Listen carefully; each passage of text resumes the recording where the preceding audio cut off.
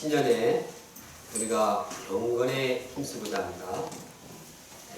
우리가 하나님의 성품을 본받고 하나님의 형상을 따르기를 원합니다. 그렇게 분들과 경건에 힘씁시다. 함께 인사해 드리겠습니다.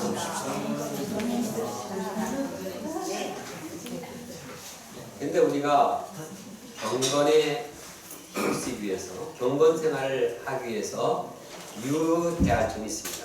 그것은 돈에 대한 자세를 올바르게 갖는 것입니다. 돈에 대해서 어떤 자세를 갖느냐에 따라서 경건에 도움이 되기도 하고 경건에 방해가 되기도 합니다. 그래서 예수님께서도 이 돈에 대한 말씀을 자주 하셨습니다. 하나님 나라의 주제 외에 가장 많이 자주 한 말씀이 돈 얘기입니다. 왜 예수님께서 이 경건한 이 신앙의 도를 말하면서 왜 이렇게 돈 얘기를 많이 하셨을까요? 그만큼 돈에 대한 자세는 우리 신앙에 큰 영향을 끼치기 때문입니다. 우리가 말씀을 통해서 돈에 대한 올바른 자세를 갖고 경건 생활을 실천하기 원합니다. 첫째, 자족하는 마음을 가져야 합니다. 어떻게 해야 된다고요? 당시 거짓 교사들은 신앙을 돈벌이의 수단으로 여겼습니다. 겉으로는 아주 경건한 것처럼 했지만 속으로는 그냥 악착같이 돈을 얻고자 하나님 되었습니다. 그래서 그들 마음에는 하나님보다도 이 돈 생각이 꽉 찼습니다. 그들 마음에 돈 생각을 많이 하니까 그 마음에 평안이 없었습니다. 그런 거짓 교사들이 모이니까 서로 다툼이 일어났습니다.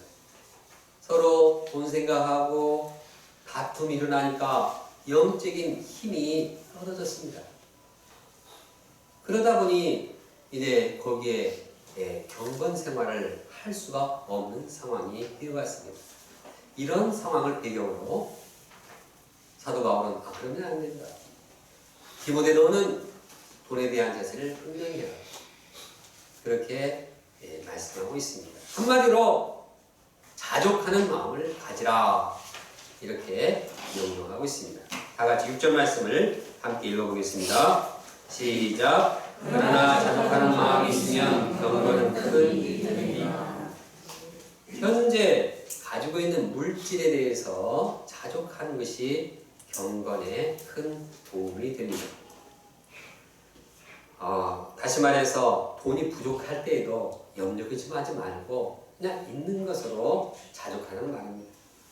돈이 좀 많이 있더라도 이 돈 이것을 어떻게 하면 막 더 불리고 이렇게 이 돈 욕심을 내지 말고 그냥 자족하라는 말씀입니다. 이렇게 이 물질 생활에 자족하는 마음이 있으면 이로 인해 영적인 이 생활에 힘을 빼앗기지 않습니다. 경건 생활에 도움이 됩니다. 그러면 우리가 어떻게 자족하는 그러한 마음을 가질 수 있습니까? 우리가 태어나고 죽는 것을 생각해 보면 우리는 자족할 수 있습니다. 우리가 세상에 올 때 아무것도 가져오지 않았습니다. 응애하고 태어날 때 금바지를 가져왔습니까? 숯을 가져왔습니다. 그냥 태어났는데 환경 다 주어졌습니다. 그냥 공짜로 햇빛이 계속 무한 입혀주고 있습니다. 그냥 이 물도 조금만 돈 내면 마실 물이 많이 있습니다. 우리가 이 하나님께서 주신 이 공급하는 많은 것으로 인해서 우리는 지금까지 잘 살고 있습니다. 또 굶어 죽지 않고 이렇게 다 살고 있습니다. 이러한 하나님의 주신 것을 생각할 때 우리는 감사할 수 있습니다. 또 우리는 이제 세상을 떠날 때 아무것도 가져가지 못합니다. 아무리 세상에 금은보화를 쌓아놨더라도 관에 들어가면 아무것도 남지 않습니다. 그런데 이렇게 다웅하면서 돈을 벌려고 욕심을 낼 필요가 없는 것입니다. 현재 있는 것으로 자족할 수가 있는 것입니다. 말씀에 기초해 볼 때 우리 중에 자족하지 못할 분은 아무도 없는 것 같습니다. 나는 도저히 자족 못한다 이런 사람 있습니까? 그럼 어떻게 이렇게 살아있습니까? 누구도 참 굶어 죽지 않고 이렇게 잘 살고 있습니다. 월드비전 통계하면 7초에 1명꼴씩 기아와 영양실조로 생명이 죽어가고 있습니다. 그런데 우리는 뭐 굶어 죽지 않고 오히려 저도 마찬가지로 어떻게 하면 살을 뺄까 이 고민을 하지 음식이 없어서 고민하지 않습니다. 그러므로 우리는 먹을 것을 주신 하나님께 감사하고 자족해야 합니다. 또 우리는 모두 다 옷을 입고 있습니다. 또 추워서 막 발발발 떠는 사람이 없습니다. 요즘은 재활용 옷도 거의 새 옷과 비슷하게 아주 싼 가격으로 사서 입고 있습니다. 이러한 우리를 생각할 때 자족하는 것이 마땅한 일입니다. 그럼에도 불구하고 왜 우리는 자족하지 못하는 것일까요? 그것은 비교식 때문입니다. 과거에 부자였던 사람들은 내가 과거에 이렇게 잘 살았는데 현재 너무 어렵고 힘들어서 부족하고 없다 이렇게 생각하기도 합니다. 이런 분들은 이 비교의 시기를 부자 때 생각하지 말고 이 벌거숭이 갓 태어난 아기 때를 그 비교의 시점으로 생각하기를 바랍니다. 아무것도 없었는데 우리에게 주어진 것들을 많이 있는 것을 생각하고 감사해야 합니다. 또 어떤 사람은 많이 가진 사람에 비해서 내 친구는 많이 잡고 저 동료는 나보다 더 월급도 많고 자꾸 다른 사람에게 비교할 때 나는 없다, 나는 부족하다 이렇게 생각합니다. 그러나 이런 분들은 자기보다 가지지 못한 사람들과 비교하기를 바랍니다. 월드뱅크 통계하면 하루 1,500원 미만으로 생활하는 인구가 14억에 달한다고 합니다. 한 끼 500원씩 밥 먹는 거 이것도 없어서 제대로 식사를 못하는 사람이 세계 인구의 4분의 1에 달한다고 합니다. 그들과 비교할 때 우리는 참 풍족하게 사는 편입니다. 만약 우리가 자족하지 못하는 마음을 가진다고 하면 그 사람들이 우리를 볼 때 어떻게 보겠습니까? 참 어이가 없어서 말을 못할 것입니다. 지난번에 선교사님이 오셔서 우리나라 경제가 참 어렵고 힘들다 그런 말을 하니까 선교사님이 한번 여기 카자흐스탄에 한번 와보세요. 그런 말을 못할 겁니다. 가난이라는 게 뭔가를 좀 보세요. 그런 말을 했습니다. 우리는 자족해야 합니다. 그럼에도 불구하고 우리가 자족하지 못하고 부자가 되려고 애쓰는 사람, 그 사람의 결과는 어떻게 됩니까? 9절에 보면 자족할 줄 모르고 탐심으로 가득한 자들은 시험에 들고 올무에 빠집니다. 부자가 되고자 욕심을 가질 때 이 돈 때문에 이 죄의 유혹을 받게 됩니다. 돈 갖고 싶은데 저거 거짓말 조금 하면 내가 그냥 조금만 속이면 이만큼 버는데 그냥 살짝 거짓말 하잖아. 그래서 사기를 치기도 하고 그래서 다른 사람들에게 이제 속이기도 하고 양심까지도 파는 거죠. 그러다가 점점 마음에 이제 이 돈이 점점 마음에 사로잡히면 점점 믿음을 잃고 돈이 마음을 사로잡아서 놓아주지를 않습니다. 결국 어리석은 욕심에 빠져서 자신을 망치는 구덩이에 빠지게 됩니다. 어떻게 이런 현상이 일어나게 되었습니까? 그것은 돈을 사랑함이 일만하게 뿌리가 되었기 때문입니다. 10절을 함께 읽겠습니다.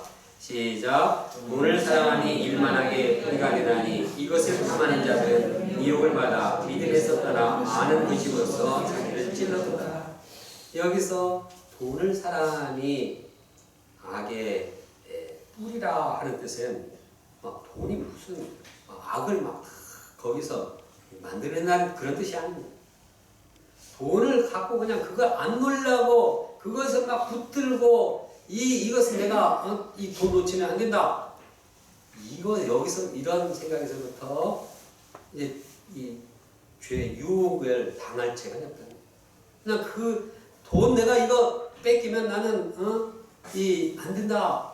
그러니까 이걸 갖기 위해서 무슨 짓도 내가 불사하겠다. 그런 마음이 생긴다는 것입니다. 돈에 애착을 가진 자는 이제 그것을 얻기 위해서 어떤 짓도 하게 되는 것입니다. 돈 벌고자 하는 그 욕심이 신자들로 하여금 점점 믿음에서 떨어지게 하는 것입니다. 그러다가 죄의 유혹이 점점 깊어지면 절도, 폭력, 살인까지도 불사하게 되는 것입니다. 결국 돈을 사랑하는 자는 그 영혼이 근심의 가시에 찔려서 힘을 잃어버리게 됩니다. 거기에 경건함이나 거룩함은 없습니다. 완전히 동물 개판이 되는 것입니다. 이렇게 되지 않게 해서 우리는 어떻게 합니까? 현재 주어진 것에 자족해야 합니다. 자족하는 마음이 경건에 큰 도움이 됩니다. 둘째, 믿음의 선한 싸움을 싸워야 합니다. 하나님의 사람이 돈을 사랑하는 대신에 추구해야 할 일이 있습니다. 그것은 영적인 덕목을 실천하는 일입니다. 11절을 함께 읽겠습니다. 시작. 오직 너 하나님의 사람아 이것들을 피하고 의와 경건과 믿음과 사랑과 인내와 온유를 따르며. 하나님의 사람은 돈을 사랑하는 마음을 피해야 합니다. 돈에 대한 애착과 욕심을 버려야 합니다. 대신에 의와 경건, 사랑과 또 믿음, 인내와 온유를 적극적으로 쫓아야 합니다. 여기서 의와 경건은 하나님과의 관계성을 말합니다. 하나님을 닮고 하나님과 올바른 이 관계를 맺으며 그분의 형상을 따라가는 것입니다. 그것을 위해서 마음을 쓰는 것입니다. 또 믿음과 사랑은 대인관계, 인간과의 관계를 강조한 덕목입니다. 우리는 서로 신뢰하고 또 희생적인 사랑을 이렇게 하려고 노력하는 사람에 대한 인내와 온유는 상황에 대처해서 강조하는 덕목입니다. 이처럼 신자는 돈을 사랑하고자 하는 마음보다도 하나님 앞에서, 사람들 앞에서, 어떤 상황 앞에서도 영적인 이 선을 추구하고 아름다운 덕을 추구하는데 온전히 마음을 들여야 합니다. 그때 하나님께서 우리 마음 가운데 함께 하시고 그 마음에 평강 주시고 기쁨을 주시고 주님이 주시는 생명력 가운데 경건한 생활을 하게 되는 것입니다. 특히 사도 바울이 영적인 아들 디모데에게 강조하는 덕목이 있습니다. 그것은 믿음의 선한 싸움을 싸우는 것입니다. 다같이 12절을 함께 읽겠습니다. 시작. 믿음의 선한 싸움을 싸우라. 영생을 취하라. 이를 위하여 내가 부심을 받았고 많은 증인 앞에서 선한 증언을 배워라. 신자는 예수 그리스도를 믿음으로써 싸워야 할 일이 많이 있습니다. 그런데 본문의 맥락에서 생각해 보면 믿음으로 돈을 사랑하는 돈에 대한 욕심과 싸워야 합니다. 바꿔 말해서 믿음이 견고해져서 돈에 욕심내는 그 마음을 물리쳐야 합니다. 내가 돈보다도 믿음을 지켜야지.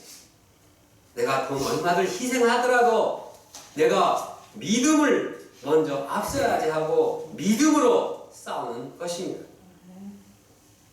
그런데 믿음의 선한 싸움을 싸울 때 그 결과가 무엇입니까? 이렇게 믿음으로 싸울 때 얻는 것은 영생을 얻는 것입니다. 영원한 생명을 얻습니다. 믿음으로 싸울 때 가장 고귀한 축복을 누리게 되는 것입니다.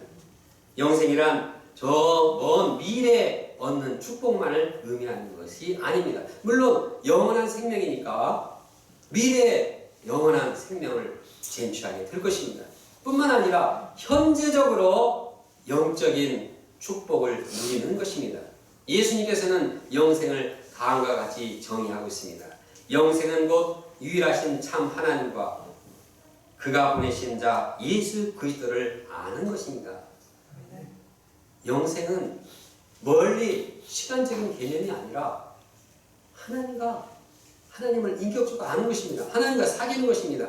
하나님과 사귀고 예수님과 사귈 때 우리 마음에 예수님이 함께 하시고 그로 인해서 우리가 누리는 축복이 영생입니다. 우리가 믿음의 선한 싸움을 싸울 때 세상에서 얻을 수 없는 가장 고귀한 선물이요 축복인 영생을 얻게 됩니다.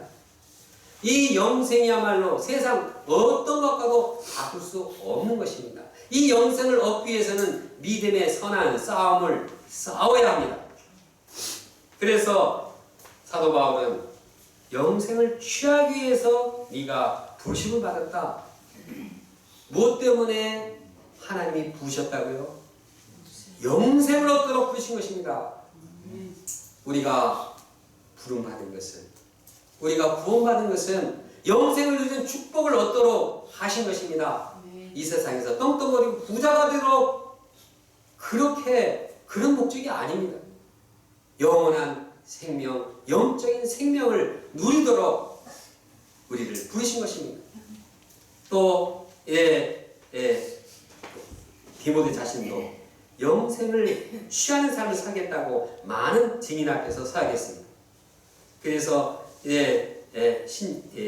이처럼 신자는 영생을 얻기 위해서 믿음의 선한 싸움을 싸워야 합니다.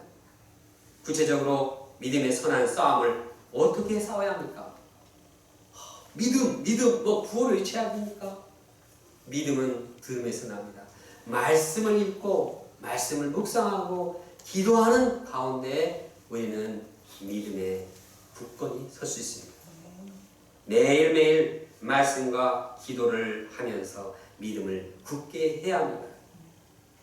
믿음의 선한 싸움을 싸우기 위해서 그냥 기도도 안 하고 말씀도 안 하고 나가면 어떻게 됩니까? 깨집니다.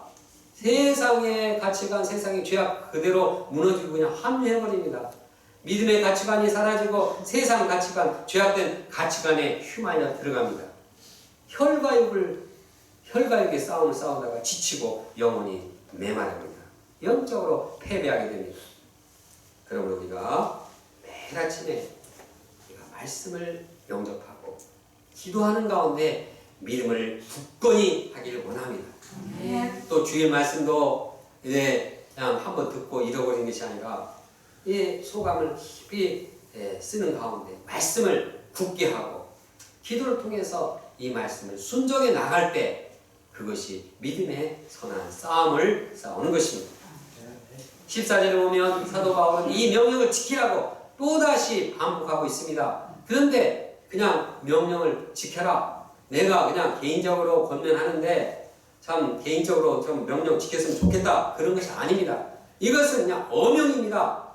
그래서 거기 보면은 하나님 앞과 예수 그리스도 앞에서 흠도 점도 없이 철저하게 이 명령을 지켜라. 선한 싸움을 싸우는 것은 믿음의 선한 싸움을 싸우는 것은 그냥 대수롭게 하면 안 된다. 이것은 절대 양보해서는 안 된다. 이것은 하나님의 명령이다. 이거 안 하면 죽는다. 이러한 분명한 자세로 말하고 있는 것입니다. 그리고 사도 바울은 자기도 그런 삶을 살았다고 고백하고 있습니다. 그리고 다른 사람도 그런 삶을 살기를 바랬습니다.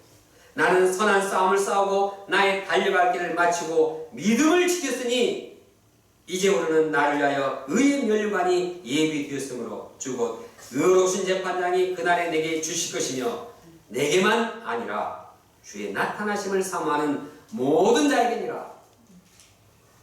따라서 우리가 믿음의 선한 싸움을 싸워서 영생의 축복을 누리는 자들이 되기를 간절히 원합니다. 네. 믿음으로써 우리가 영생을 우리 것으로 만들어서 이것을 최대한 대로 즐기는 삶을 살기를 원합니다. 네. 사마리아 여인이 그 영생의 축복을 덧입고 다 항아리를 던져버리고 그 예수 그리스도와 함께 예수님을 증거하고 예수님과 함께하는 삶을 살면서 기쁨으로 노래하지 않습니까? 그런데 만약 우리가 믿음의 선한 싸움을 싸우지 않으면 어떻게 됩니까? 아이고 뭐 믿음 지금 좋긴 좋은데 내 일 바쁘고 뭐 내가 시간도 없고 마음의 여유도 없고 이렇게 양보하면 당시에는 편할지 모릅니다. 당시에는 임기응변식으로 그냥 지나갑니다.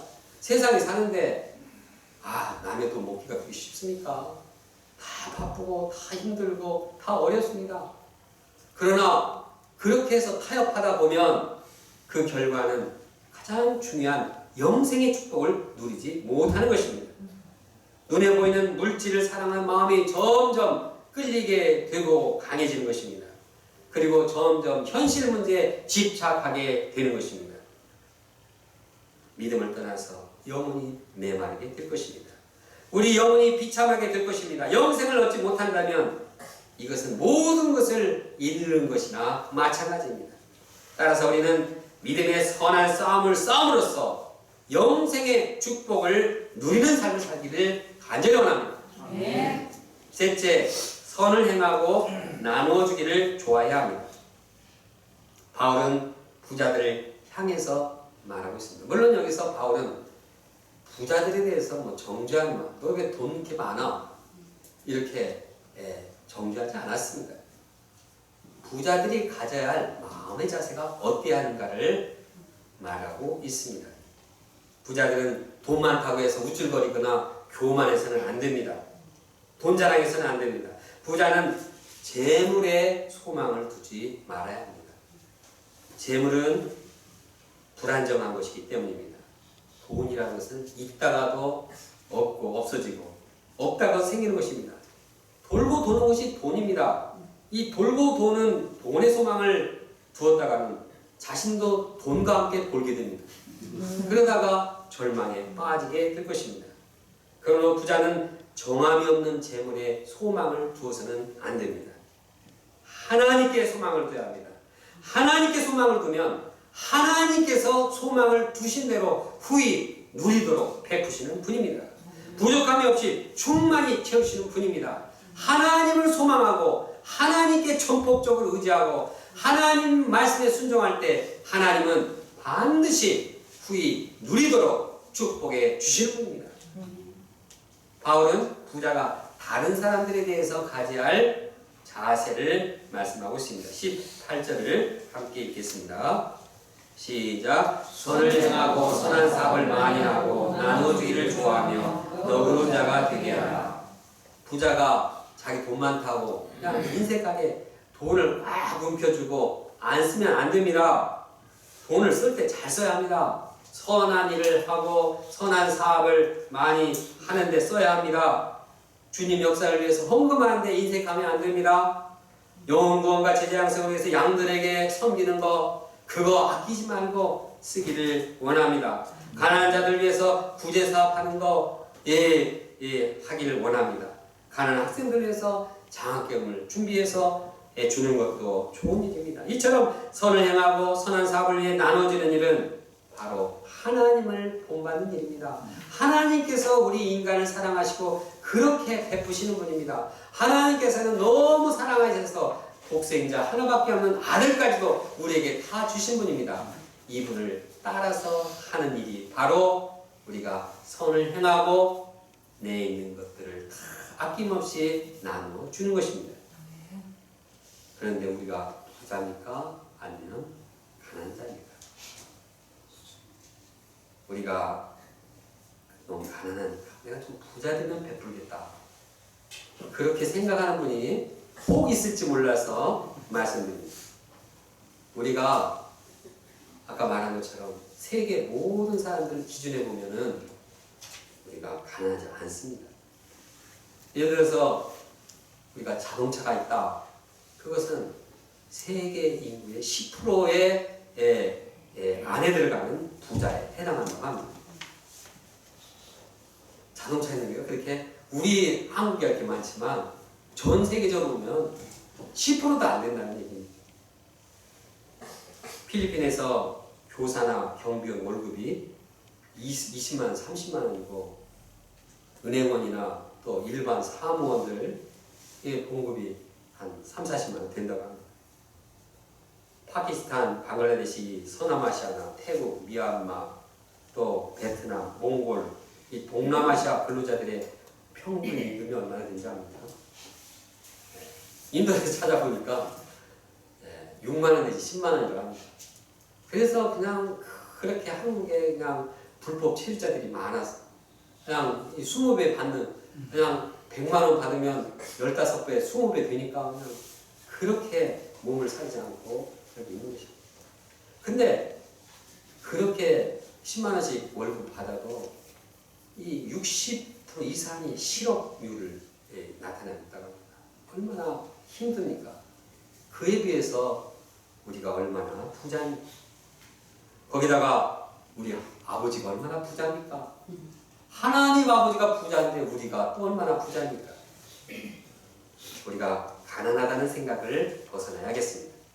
따라서 우리가 선을 행하고 나눠주기를 즐기하는 자가 되기를 원합니다. 요한에슬로는 말했습니다. 만일 당신이 지옥의 저주를 피하고 싶거든 할 수 있는 대로 모든 것을 내어주라. 그렇지 않으면 나는 당신의 구원을 위해서 가롯 유다의 희망 이상의 희망을 갈 수 없다. 거기다 왜 또 가롯 유다를 집어넣는지 문장이 좀 복잡한데 쉽게 말하면 나 완전히 드리지 않는 사람, 그런 사람들은 구원에 대해서 별로 희망을 발견할 수 없다. 그런 뜻입니다.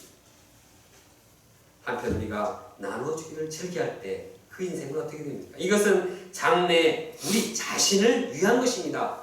내가 이 땅에 살면서 막 이렇게 베푼 것은 다 다른 사람을 위한 거지만 그것이 바로 자기 자신을 위한 것입니다.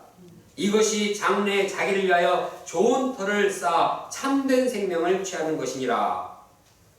진정으로 우리 자신을 위한다고 하면 선을 행하며 아낌없이 베푸는 생활을 하기를 원합니다.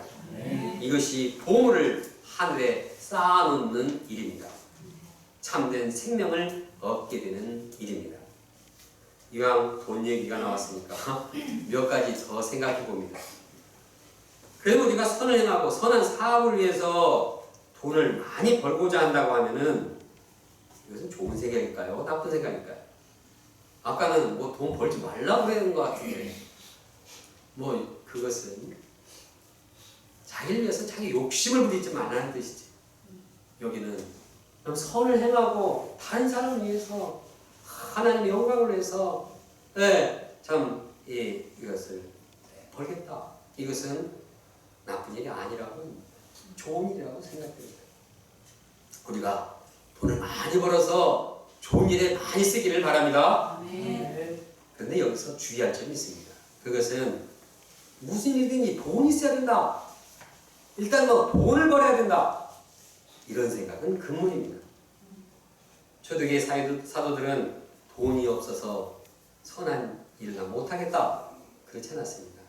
금과 은 나 없어도 내게 있는 건 내게 주니 예수 그리스도의 권세로 행할 거다. 이것이 우리의 방향이 되어야 합니다. 돈 없어서 못한다. 이것은 배금주의 사상. 하나님보다도 돈을 우상으로 여기는 자세입니다. 돈이 없어도 하나님을 우선하고 하나님을 믿고 의지하면 하나님께서 축복하시고 하나님께서 선한 일을 하신다는 믿음이 있어야 합니다. 또 하나님께서는 이렇게 막 사람이 악착까지 돈을 벌려고 하지 않아도 그냥 때가 필요에 따라서 참 베푸시는 후한 분입니다. 성경에 보면 하나님께서 처음 인간을 만들 때부터 그렇게 하셨습니다. 아담이 태어날 때 아담을 만들고 나서 하나님께서는 그냥